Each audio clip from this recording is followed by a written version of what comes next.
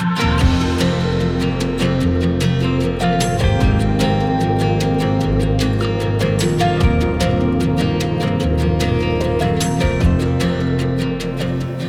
we are glad you joined us today as we talk about something very important, the fascinating human will. The human will is an incredible, powerful, God-given aspect of man. You know, we often hear or use the term willpower, but there's a little bit of difference between willpower and the power of the will. Webster's defines willpower as energetic determination. Willpower involves using discipline and self-effort to exert control over self. But the will is defined as the faculty by which a person decides or chooses and initiates action. We could call it the chooser. The will is the mechanism we use to make decisions and then consent or refuse to act. So how do we explain the difference between willpower and the will?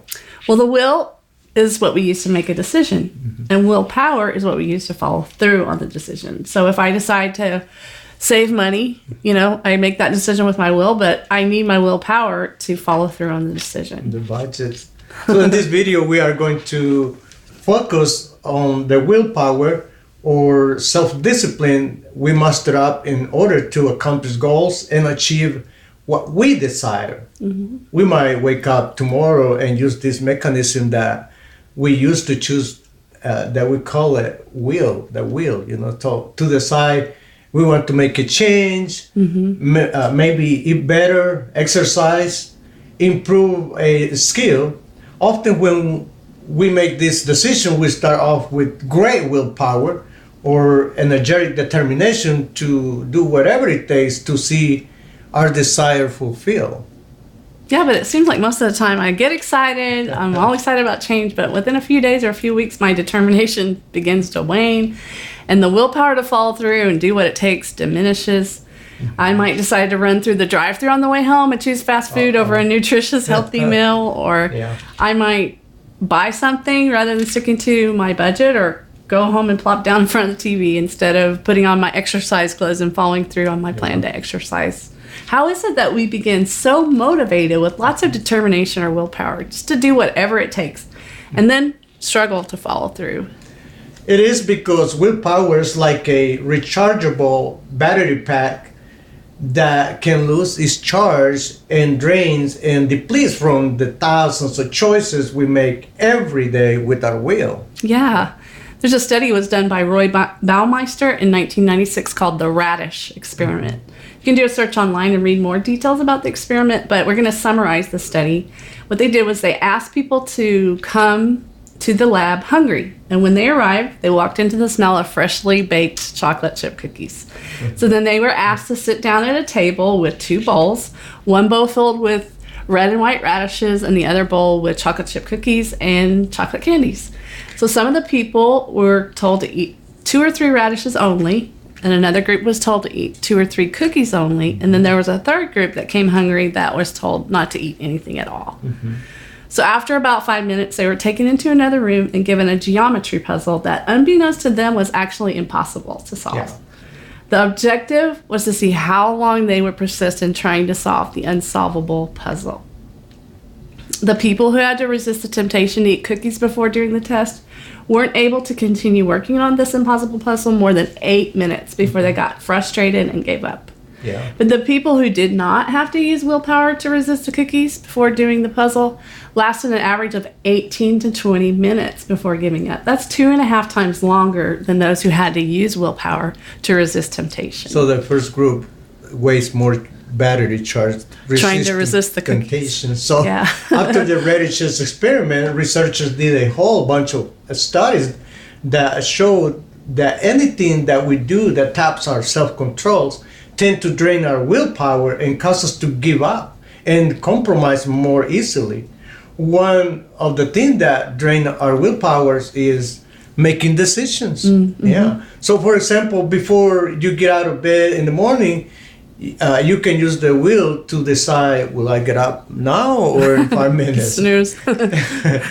What will I wear? What is for breakfast? You know, when you check your phone messages or emails, you have to think, who's this, right? And what are they saying? Do I care? What do I do? Ignore or reply? What do I say? You can use your will to make like a decision just to answer an email or a phone call. Yeah, and it also requires a lot of willpower to monitor and properly handle emotions. As we go throughout our day, it's necessary to monitor and process emotions and decide how we're going to respond to people and circumstances. So we constantly have to manage our emotions at work, at school, in our marriage, at church, with our kids, even on social media. Yeah. It takes a lot of energy. A lot of energy, yeah. The energy it takes to properly plan, prepare, and execute or perform well at school, work, ministry, and life also taps our willpower. All these things drain our willpower battery and leave us in a state that can cause us to become negligent and make choices that harm relationships or do not move us toward our goals and plans. When our willpower has been depleted by so many decisions throughout the day, we begin to rationalize and tell ourselves it's okay to eat junk or spend too much money or skip our exercise, to ignore our plans for success. When our willpower is depleted, we can have a tendency to spin a story with all kinds of excuses that will rationalize and make us believe that it's okay to deviate from our plan. So how do we know when our willpower is running low or we have a decision fatigue? That's a great question. We get a red light in our car when the gas is running low and a reminder 20% battery on our phone when it's going out, but it's more difficult to recognize if our will's becoming depleted. If we're extremely aware, we might notice that the volume of life gets turned up a little bit and the radio or the TV seems extra loud, or people are really annoying us or irritating us more than normal. All these might be indicators that you're in a state of willpower depletion. Given how many things we face all day, we are going to, at some point, find our willpower depleted and make bad choices or a choice that we couldn't have made if our willpower wasn't depleted. Willpower depletion is not an excuse for wrong decision, but problems arise when we rely on willpower alone and not steward our time and energy well. Susan, are there some things we can do to help, to reserve our willpower? Yes, there is. It is necessary to use willpower every day, and there are some things we can do to conserve this important asset and help us make good choices with less effort. One way we can use less willpower is to devise systems. Systems lay out action steps toward a goal and assume that we have everything we need to make at each step that we need to take. So when it's time to take that step, we already have what we need.